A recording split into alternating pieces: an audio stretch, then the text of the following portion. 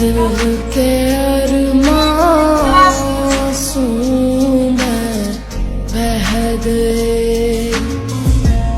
না, রাইতে 2টা বাজে গেছে গা। আপনার মেয়ে তো এখন আমার কোনো নাম গন্ধ নেই। আপনার মেয়ে কাছে বাসায় ফিরবো না।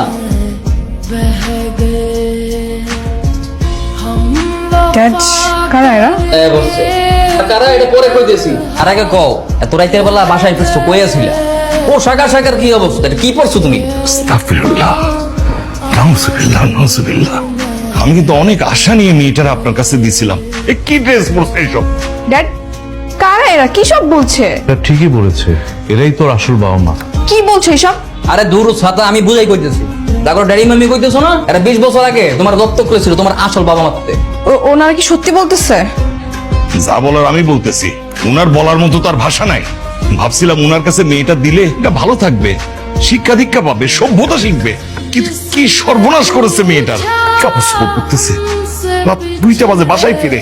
মোল্লা সাহেব, আসলে আমাদের কোনো দোষ নেই। আমরা ওকে মানুষ করতে চেয়েছিলাম, কিন্তু কিছু বখাটের সঙ্গে মিশে একটু দুষ্ট হয়ে গেছে। মানে ওইছে তো ফাও কাইন্দেন না কাকা, এত কিছু বুঝি না।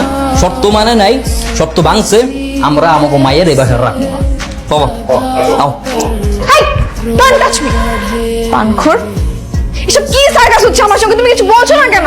আমি এসব ফকির পরিবার যাব না। কে ফকির? এখন ব্যাংকে চাকরি করি, ব্যাংকের কর্মকর্তা। আমার এখন অবস্থান ভালো। চল মা, তুই আমার সাথে চল। যারা আমাকে লালন পালন করেছে ওরা আমার আসল বাবা মা।